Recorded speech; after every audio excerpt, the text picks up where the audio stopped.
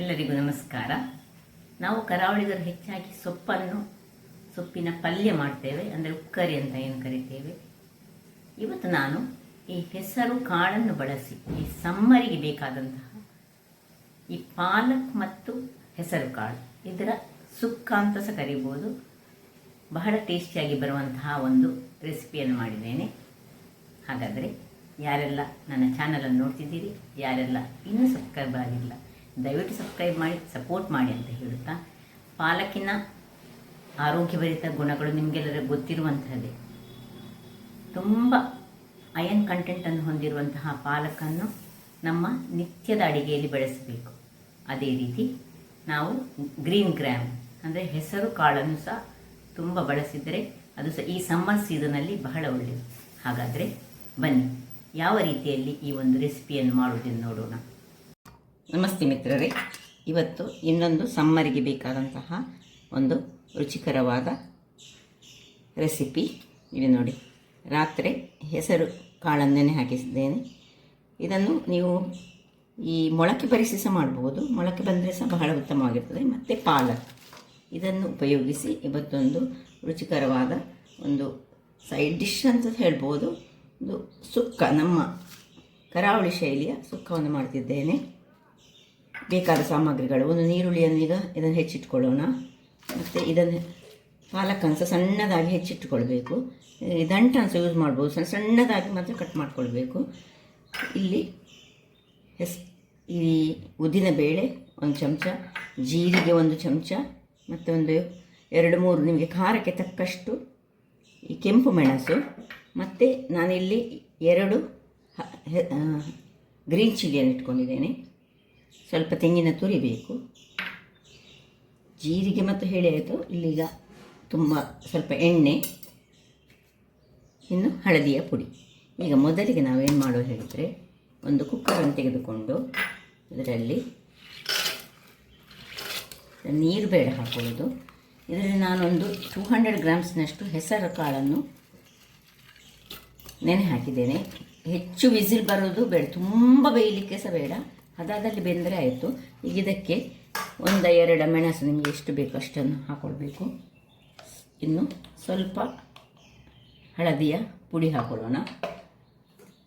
ನೀರು ಸ್ವಲ್ಪ ಮುಳುಗುವಷ್ಟು ನೀರನ್ನು ಹಾಕ್ಕೊಂಡು ಇದನ್ನು ಒಂದು ವಿಸಿಲ್ ಬರುವಾಗ ಆಫ್ ಮಾಡ್ಕೊಳ್ಳೋಣ. ತುಂಬ ನಮಗೆ ಬೇಯೋದು ಬೇಡ. ಇದೊಂದು ಬೆಂದಾದ ಮೇಲೆ ಅದೇನು ಮಾಡೋದು ಅಂತ ನೋಡೋಣ. ವೀಕ್ಷಕರೇ, ವಿಸಿಲ್ ಆಗಿ 1 ವಿಸಿಲ್ನ ನಂತರ ಇದನ್ನು ಆಫ್ ಮಾಡ್ಕೊಂಡಿದ್ದೇನೆ ನಾನು. ಈಗ ಇದನ್ನು ಓಪನ್ ಮಾಡ್ಕೊಳ್ಳೋಣ. ಒಳ್ಳೆ ಬೆಂದಿದೆ. ಇಷ್ಟು ಬೆಂದರೆ ಸಾಕು, ತುಂಬ. ನಾನು ಒಂದೇ ವಿಸಿಲಲ್ಲಿ ತೆಗೆದುಕೊಂಡೆ ನೋಡಿ, ಕಾಣ್ಬೋದು. ಸೊ ಇಲ್ಲೀಗ ನಾನು ಇದನ್ನು ಚೆನ್ನಾಗಿ ಕಟ್ ಮಾಡಿ ಇಟ್ಟುಕೊಂಡಿದ್ದೇನೆ. ಮೊದಲಿಗೆ ಈಗ ಇದಕ್ಕೆ ನಾವು ಉಪ್ಪನ್ನು ಹಾಕೊಳ್ಳೋಣ.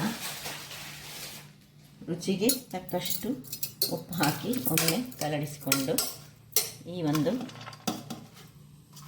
ನೋಡಿ ಹೀಗೆ ಕಟ್ ಮಾಡಿಕೊಳ್ಬೇಕು.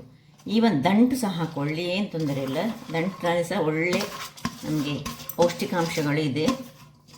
ಸೊ ಇದನ್ನು ಹಾಕಿ ಒಮ್ಮೆ ಹೀಗೆ ತಿರುಗಿಸಿಕೊಂಡು ಇದನ್ನು 1 ನಿಮಿಷಗಳ ಕಾಲ ಇದರಲ್ಲಿ ಗ್ಯಾಸ್ ಆನ್ ಮಾಡಿಕೊಂಡು ಇಟ್ಕೊಳ್ಳೋಣ. ಹೀಗೆ ತಿರುಗಿಸ್ಕೊಳ್ಳೋಣ. ಜಸ್ಟ್ 1 ನಿಮಿಷ ಇದರಲ್ಲಿ ಒಂಚೂರು ಬಾಡ್ಕೊಳ್ಬೇಕು.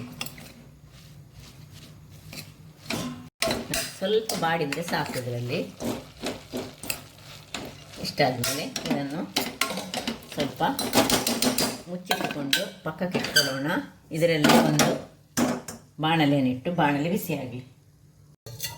ಬಾಣಲೆ ಬಿಸಿ ಆಗುವಾಗ 1-2 ಚಮಚದಷ್ಟು ಎಣ್ಣೆಯನ್ನು ಹಾಕೊಳ್ಳೋಣ. ಹೆಚ್ಚು ಎಣ್ಣೆ ಸಹ ಬೇಡ ಇದಕ್ಕೆ.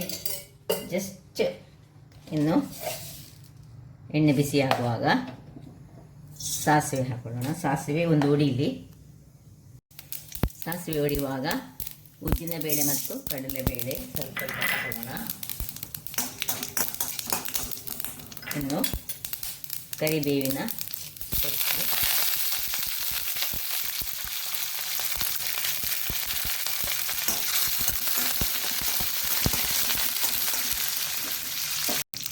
ಇನ್ನು ಜೀರಾ, ಮೆಣಸು ನಿಮಗೆ ಸ್ವಲ್ಪ ಖಾರ ಹೆಚ್ಚು ಬೇಕಿದ್ದರೆ ನೋಡಿ, ಆಲ್ರೆಡಿ ನಾವು ಬೇಯಿಸುವಾಗ ಒಂದು ಮೆಣಸು ಹಾಕ್ಕೊಂಡಿದ್ದೇವೆ. ಹಾಕ್ಕೊಂಡು ಸ್ವಲ್ಪ ಇನ್ನು ಆನಿಯನ್ ಸಣ್ಣದಾಗಿ ಹೆಚ್ಚಿಟ್ಟಂತಹ ಈರುಳ್ಳಿಯನ್ನು. ಬಹಳ ಸಿಂಪಲ್ ಆದ ರೆಸಿಪಿ, ಬಟ್ ನಮ್ಮ ಸೀಸನಿಗಂತೂ ಹೇಳಿ ಮಾಡಿದಂತಹ ಒಂದು ರೆಸಿಪಿ.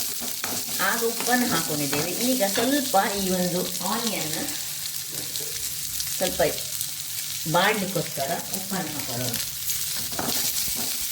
ಇಲ್ಲಿ ಬೇಕಿದ್ರೆ ನೀವು ಒಂದು ಟೊಮ್ಯಾಟೊವನ್ನು ಸಹ ಹಾಕ್ಕೊಳ್ಬೋದು. ಆದರೆ ಹೆಚ್ಚಾಗಿ ಹೇಳ್ತಾರೆ ಟೊಮ್ಯಾಟೊ ಮತ್ತು ಪಾಲಕ್ ಸೊಪ್ಪನ್ನು ಒಟ್ಟಿಗೆ ಮಾಡಬಾರ್ದು ಅಂತ ಹೇಳ್ತಾರೆ. ಅದು ಗೊತ್ತಿಲ್ಲ ಯಾವ ರೀಸನಿಗೋಸ್ಕರ ಅಂತ. ಸೊ ಇಲ್ಲಿ ಬೇಕಿದ್ರೆ ಹಾಕ್ಕೊಳ್ಬೋದು, ನಿಮಗೆ ಹುಳಿಗೆ ಬೇಕಿದ್ರೆ ಹಾಕ್ಕೊಳ್ಬೋದು. ನಾನು ಹಾಕ್ತಾ ಇಲ್ಲ. ಸೊ ಇನ್ನೀಗ ಅದು ಸ್ವಲ್ಪ ಬಾಡಿದ ಮೇಲೆ ಏನು ನಾವು ಬೇಯಿಸಿಟ್ಟುಕೊಂಡಿದ್ದೇವೆ ನೋಡಿ, ಇಲ್ಲಿ ಇದನ್ನು ಚೆನ್ನಾಗಿ ಇನ್ನೊಮ್ಮೆ ಮಿಕ್ಸ್ ಮಾಡಿಕೊಂಡು ಮಿಕ್ಸ್ ಮಾಡೋಣ.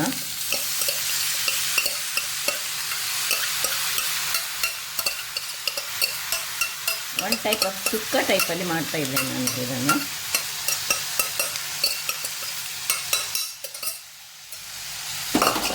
ನೀರು ಹಾಕ್ತಾ ಇಲ್ಲ, ಸ್ವಲ್ಪ ಇದರಲ್ಲಿ ಮಿಕ್ಸ್ ಆಗಿ ಈ ಪಾಲಕ್ ಅದರಲ್ಲಿ ಸ್ವಲ್ಪ ಬೇಯಲಿ. ಪಾಲಕ್ಕೆಲ್ಲ ಹೆಚ್ಚು ಬೇಯಿಸಲಿಕ್ಕೆ ಹೋಗಬಾರ್ದು, ಅದು ಹದಾದಲ್ಲಿ ಬೇಯಬೇಕು. ಈಗ ಸ್ವಲ್ಪ ಮುಚ್ಚಳ ಮುಚ್ಚಿ ಸಣ್ಣ ಉರಿಯಲ್ಲಿ ಇದನ್ನು ಸ್ವಲ್ಪ ಒಂದು 2 ನಿಮಿಷಗಳ ಕಾಲ ಬೇಯಿಸ್ಕೊಳ್ಳೋಣ.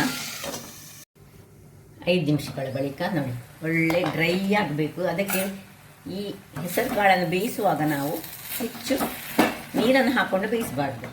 ಈಗ ಇದಕ್ಕೆ 1 ಚಮಚದಷ್ಟು ಮೆಣಸಿನ ಪುಡಿಯನ್ನು ಹಾಕ್ಕೊಳ್ತಿದ್ದೇನೆ, 1 ಚಮಚದಷ್ಟು. ಇನ್ನು ತೆಂಗಿನ ತುರಿ. ಆಗ ಒಗ್ಗರಣೆ ಕೊಡುವಾಗಲೇ ನಾನು ಹಿಂಗನ್ನು ಹಾಕ್ಕೊಂಡಿದ್ದೇನೆ, ಅದು ಆಗ ಒಗ್ಗರಣೆ ಕೊಡುವಾಗಲೇ ಸ್ವಲ್ಪ ಹಿಂಗನ್ನು ಸಹ ನಾನು ಹಾಕ್ಕೊಂಡಿದ್ದೇನೆ, ಅದೊಂದು ಸ್ವಲ್ಪ ಸ್ಕಿಪ್ ಆಗಿದೆ ತೋರಿಸಲಿಕ್ಕೆ. ಇನ್ನು ತೆಂಗಿನ ತುರಿ,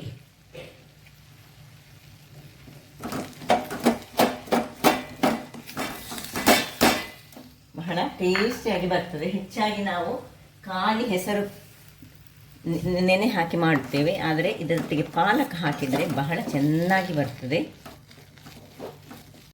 ವೀಕ್ಷಕರೇ, ಆಯಿತು, ಇನ್ನೇನಿಲ್ಲ ನೋಡಿ.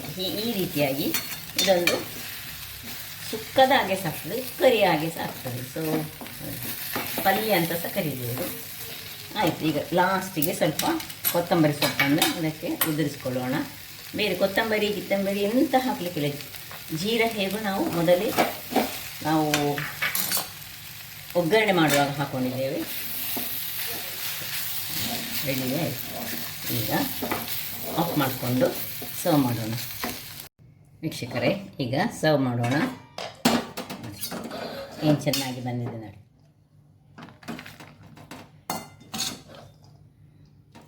ಹೆಸರು ಕಾಳು ಮತ್ತು ಪಾಲಕ್ ಆರೋಗ್ಯದಾಯಕವಾದ ಒಂದು ಡಿಶ್ ಅಂತ ಹೇಳ್ಬೋದು. ಮಕ್ಕಳಿಗಂತೂ ಬಹಳ ಒಳ್ಳೆಯದು. ಹೆಚ್ಚು ಖಾರ ಸಹ ಇಲ್ಲ, ಲೈಟ್ ಖಾರದಲ್ಲಿ ಮಾಡುವಂತಹ ಈ ಒಂದು ಪಲ್ಯ ಹೇಳ್ಬೋದು, ಸುಕ್ಕ ಹೇಳ್ಬೋದು. ಯಾಕಂದರೆ ತೆಂಗಿನ ತುರಿ ಹಾಕ್ತೇವೆ ನಾವು, ಅದರಿಂದಾಗಿ ಇದರಲ್ಲಿ ಸ್ವಲ್ಪ ಮೆಣಸಿನ ಪುಡಿ ಸಹ ಹಾಕ್ತೇವೆ. ಬೇಕಿದ್ದವರು ಕೊತ್ತಂಬರಿ ಪುಡಿ ಅಂತ ಹಾಕ್ಕೊಂಡು ಯೂಸ್ ಮಾಡ್ಕೊಳ್ಬೋದು. ಬಹಳ ಟೇಸ್ಟಿಯಾಗಿ ಬರ್ತದೆ ಮತ್ತು ಮಕ್ಕಳ ಆರೋಗ್ಯಕ್ಕೆ ಬಹಳ ಒಳ್ಳೆಯದು. ಕಣ್ಣಿನ ಆರೋಗ್ಯಕ್ಕೆ ಪಾಲಕ್ ಸೊಪ್ಪಿನ ಆರೋಗ್ಯದಾಯಕ ಅಂಶಗಳು ನಿಮಗೆ ಗೊತ್ತಿರುವಂಥದ್ದೇ. ಹಾಗಾದರೆ ನನ್ನ ಈ ಕುಕಿಂಗ್ ಚಾನಲ್ ನಿಮಗೆ ಇಷ್ಟ ಆದರೆ ಬೋಳು ಸುವರ್ಣ ಚಾನಲನ್ನು ಲೈಕ್ ಮಾಡಿ, ಶೇರ್ ಮಾಡಿ ಹಾಗೂ ಸಬ್ಸ್ಕ್ರೈಬ್ ಮಾಡಿ ಹಾಗೂ ನನ್ನ ಇನ್ಸ್ಟಾಗ್ರಾಮ್ ಪೇಜನ್ನು ಫಾಲೋ ಮಾಡಿ. ಧನ್ಯವಾದಗಳು.